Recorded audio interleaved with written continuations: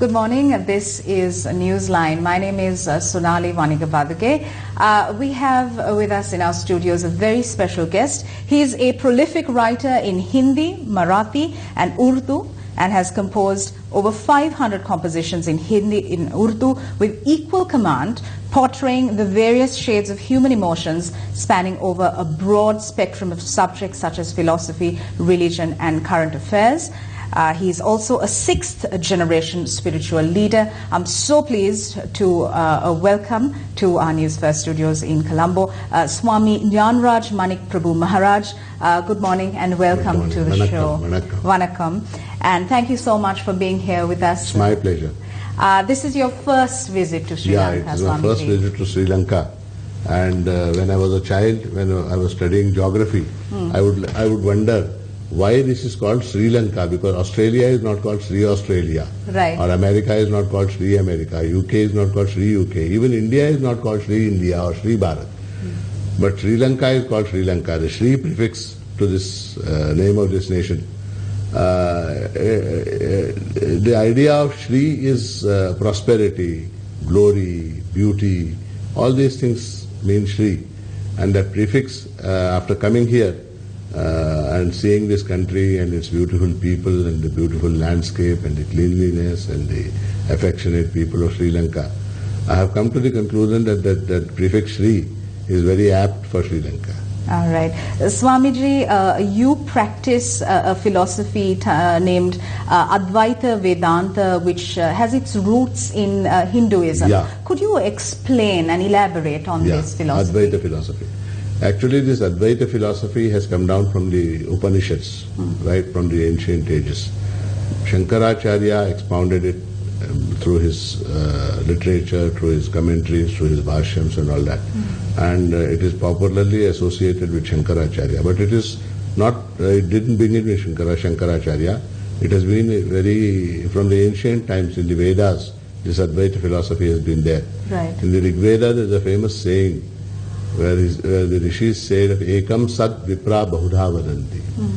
The absolute truth, the truth is one, but the wise men call it by different names. So Advaita means non-duality. Right. There are no two things in this world. There is only one thing in this world. So oneness. Oneness. Right. That is Advaita. And through Advaita, all the differences and all the divisions, they get withered away. When I know that you are me and I am you, then that difference will not be there. That hatred will not be there. We will have mutual love, we will have mutual respect. It is very practical. It is the essence of the Vedas. Advaita philosophy is the essence of the Vedas. Swamiji, today more than ever before, we need for these feelings of oneness to be propagated among people, not just living in one particular geographical location, but across the world. We see so much of xenophobic sentiments, so much of hatred. How do we go about overcoming That is because of ignorance. this? That is because, firstly, it is because of ignorance. And secondly, it is because of politics. Sure. People by nature are very, very, you see, we are all children of God. If you see a small child, it doesn't hate anyone. Yeah. As the child grows, people start teaching the child that this is not good, he is not good, she is not good and all that. And that way the child develops hatred. A small child does not have hatred. Sure. Similarly, we are all children of God and we are all children of one God. That is very important. And this hatred and all what we are seeing nowadays, that has been there for the ages. And it has been there. Because of politics. Even during Mahabharata, you saw so much of adharma. That was because of politics only. Right. So there is a way out. Every lock has been designed to have a key. Every problem has a solution. So there is a way out. You should not get despaired by the situation. There is a way out. Swamiji, how do you think religious leaders need to come together in order to educate people on this concept of oneness, on this concept of compassion for fellow human beings? Because this is something that we see as lacking in society. They need to come together, and there have been many efforts in that line. But unfortunately, people have their own egos, their small little egos. Sure. They don't allow them to come together. But our effort and our aim is to bring all the leaders, all the spiritual leaders on one platform. Because you need to understand that God is one. You can call him by any name in any language. You can call him Khuda in Arabic, or you can call him Allah, or you can call him God in English. You can call him Parabrahma, Paramatma in Sanskrit. You can call him by any name. But the essence, the true essence is one. It is just like gold being one and the various ornaments being called by different names. Right. But it is only names and forms that are different. Sure. The essence is one. The essence is one. Swamiji, you're a 6th generation spiritual leader, which means you come with so many decades and decades of experience in this field of spirituality. Do you find that people across the board are more drawn towards spirituality now than before, or less drawn towards spirituality? People are more drawn towards spirituality nowadays because there's a lot of stress, there's a lot of tension, and they want to get rid of that stress and tension. Right. That draws them towards spirituality. Okay. And more and more people are coming into this path, and it's a very positive development. Okay. So you specifically spoke about workplace stresses and tensions. The man or woman of today is burdened with too much to handle, which is why we require this spirituality concept to be ingrained. However, do you think that the school system adequately addresses this? Because we find that mental health, for example, is an area which is not given attention, as a result of which we see children committing suicide, suffering from depression, etc. So when a child is drawn towards spirituality, the child is guided. How do we reconcile this? I think it in this way. In the school, everything is taught. They teach you to talk, they teach you to write, they teach you to read, they teach you to do so many things. They teach you to play football, cricket, everything. Sure. But they don't teach you to think. No one teaches you to think. How to think. That's a very important aspect. And that can be done only through spirituality. Spirituality teaches you to think, because it trains your mind also, not only your body. It trains your mind, it trains your soul also. So spirituality is a very important aspect which is being ignored by the various governments. Even in India also they are ignoring spirituality in textbooks, in schools, colleges. Whenever you talk about spirituality, then the question of religion comes. Sure. And state being secular, they think that spiritual education should not be imparted. But that's a wrong thing to do. They should inculcate spirituality among small children right from the beginning, so that they have a feeling of oneness. They should know their own self, because in the Upanishads it is said, Tamatmastham yenu pashyanti dhiraha tesham sukham shashvatam netaresham. The one who sees the Lord in his own self, only that person is happy. Others are not happy. Okay.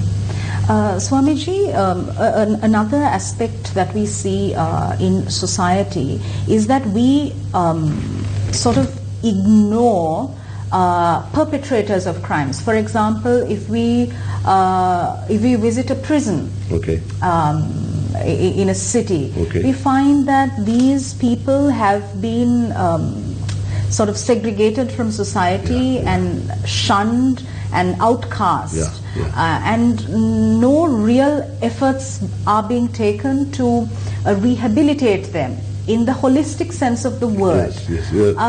Swamiji, what you practice, how can that be incorporated into their lives? You are absolutely right, because the very purpose of keeping a person in a prison is to educate him so that he doesn't commit the same crime once again. Sure. That is the very purpose of keeping a person in prison. But now keeping a person in prison has become a sort of a punishment. There is no use punishing people. You should educate them, you should try to rehabilitate them, And for that, the spiritual leaders must visit prisons. That's very important.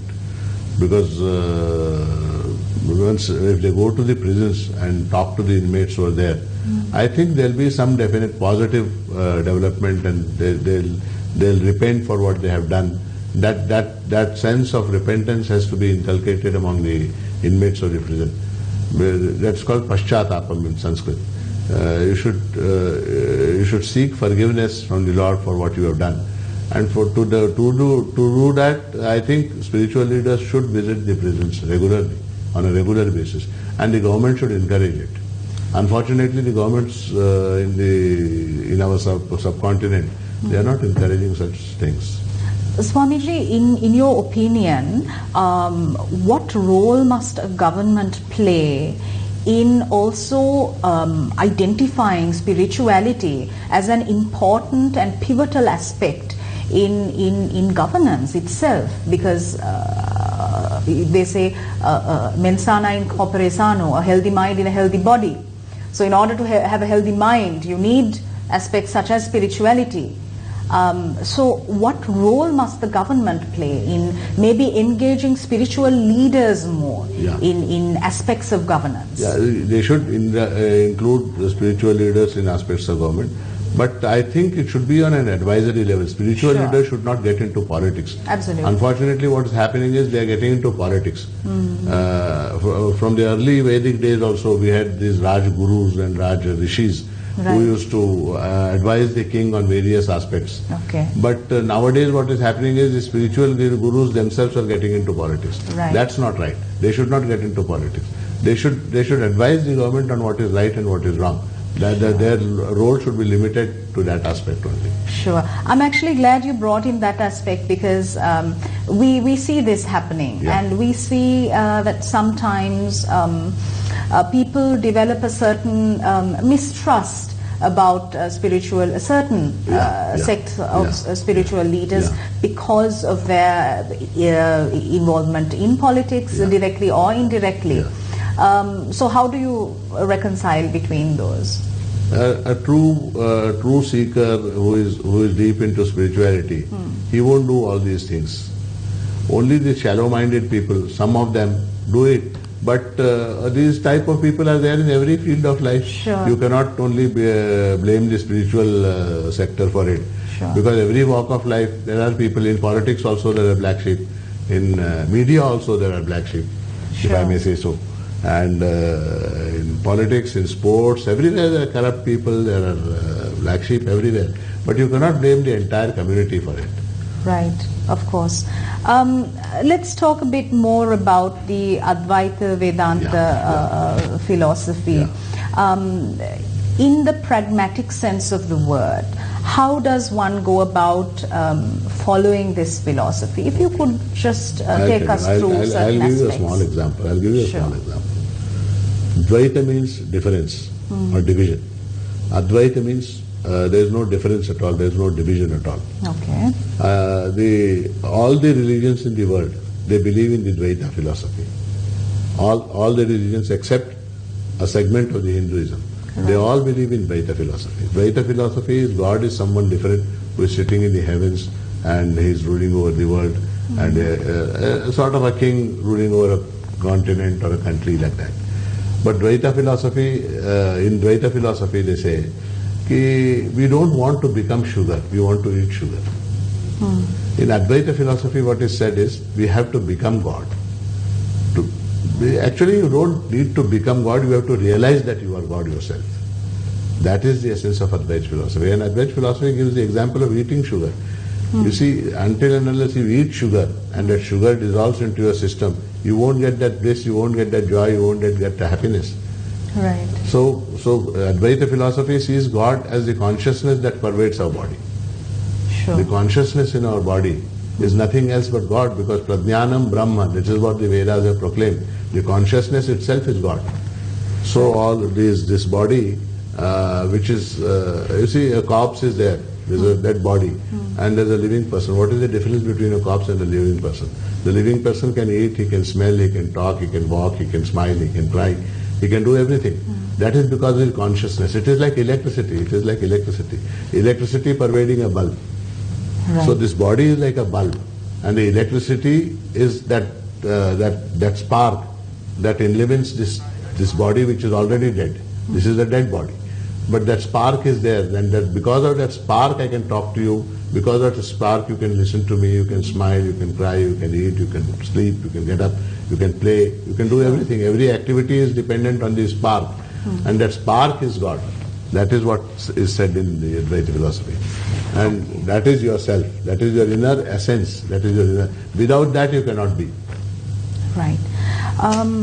Also, Swamiji, let's speak about the Samsthan. Yeah. If you could elaborate as to what exactly Manik Prabhu Maharaj, 200 years ago, he took birth in the Hyderabad state, in the Nizam state in India. And he is regarded or hailed as the incarnation of Lord Dattatreya. And he was a saint of great spirituality. And he established the Samsthan in the year 1840. Samsthan word actually means an institution, a religious institution, a spiritual institution. He established the Samsthan in 1845. Right. And he propagated the message of universal brotherhood, love, harmony amongst all religions. He brought Hindus and Muslims together. He brought Sikhs and Parsis together. And he inculcated a feeling of oneness among all the religions. There's a story about him. A Muslim person was very influenced by his knowledge of the Quran. And he came and requested Prabhu Maharaj and said, can you accept Islam? So Prabhu said, why should I accept Islam? Why should I accept? I have already accepted it. There's no need to accept it again, once again. Islam is in the mind, it is in the thinking. And he gave a quotation from the Quran. He said, Rabbul Alameen. Rabbul Alameen, Bismillahir Rahmanir Rahim, Rabbul Alameen. Rabbul Alameen means God is one and He is the master of the world. Nowhere in the Quran it has been said that God is the master of only the Muslims. God is the master of all the entire humanity. So what is the need to accept some other religion or change over to some other religion? Even Hinduism says that, Christianity also says that, Islam also says that. It is there in all the books. So that way he conveyed the message of humanity, the message of universal brotherhood, love and all that. And he established this Samsthan to propagate this message in the year 1845. And since then there has been a continued line of acharyas who have carried on the work of Manik Prabhu Maharaj. And I have the good fortune of heading that institution as the 6th Pithadipati. And we are carrying out many educational activities, many charitable activities, and many social activities. We are running an orphanage, we are running a Veda Pathshala, which is a huge Pathshala, supposed to be one of the largest in the entire state of Karnataka. Right. We are running a number of educational institutions, and we have taken up many social projects also, apart from the spiritual and religious aspect that we are doing. Right. So education is also an aspect. Education that and social also. Right. Afforestation, then climate. All these things we are doing. We are doing a lot of work. Manik Prabhu Samsthan is doing. It's a premier socio-spiritual organization in India. Swamiji, we find that the West is also moving towards these Eastern values of spirituality, and it's quite widely practiced now. Yes. How do you see this? It's a very positive sign, and today being the World Yoga Day, today is the World Yoga Day. So yoga is a very important aspect of our Oriental philosophy, and people are accepting yoga. And yoga does not only mean physical exercises and breathing exercises. There are 8 steps in yoga: Yama, Niyama, Asana, Pranayama, Pratyahara, Dharana, Dhyan, and Samadhi. Samadhi is the culmination of yoga. And people have, at least they have started to understand the importance of yoga.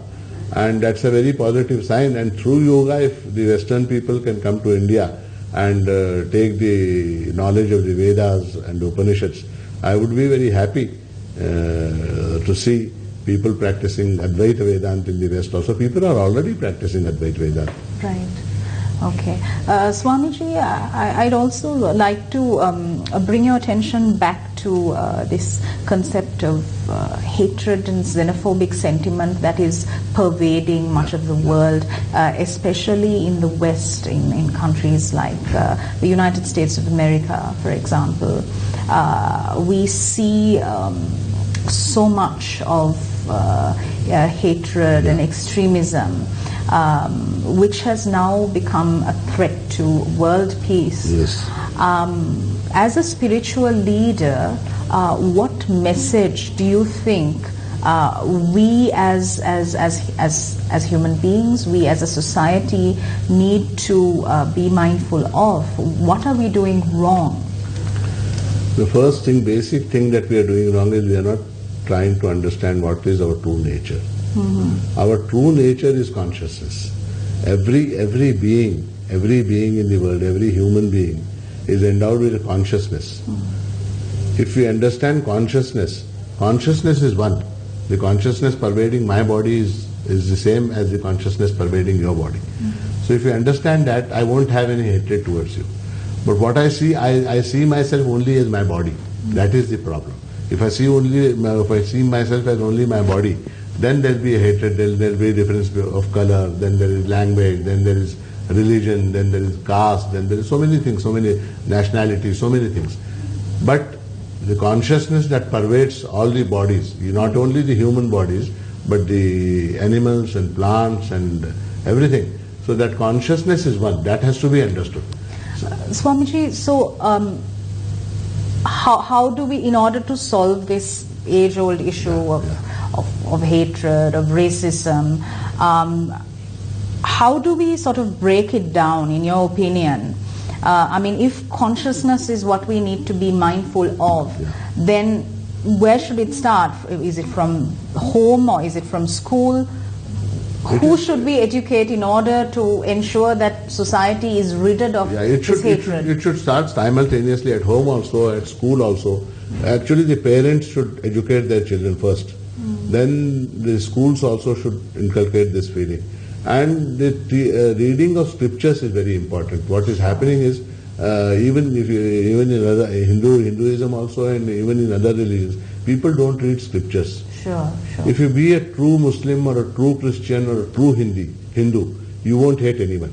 Right. People, the problem is they are not true Hindus, they are not true Muslims, they are not true Christians. That is why they are hating each other.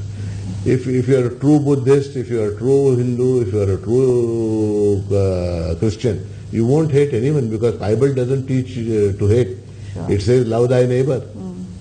Even Islam is a religion of peace and love. Sure. Buddhism is a dharma of ahimsa and shanti and prem.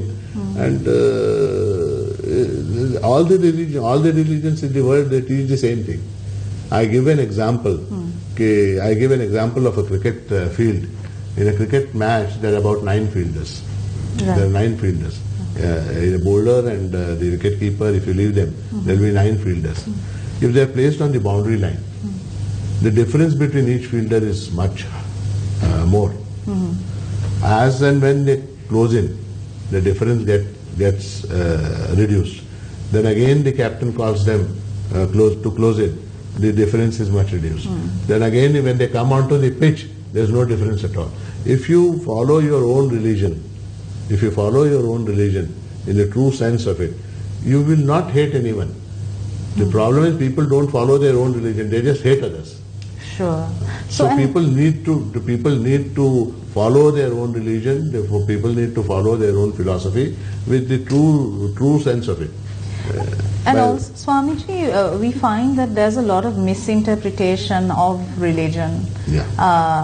So we find people claiming that they are doing certain negative things in the name of their religion, which is completely a misrepresentation. Because just as you said, religion teaches man to be good and compassionate and merciful.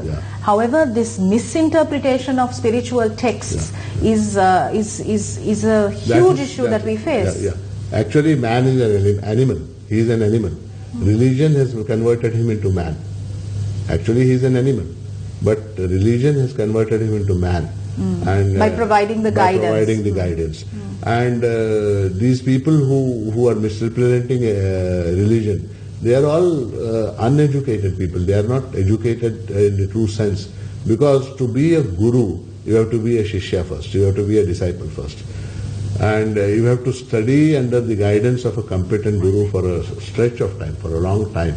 First you have to be a disciple. Then only you can be a guru.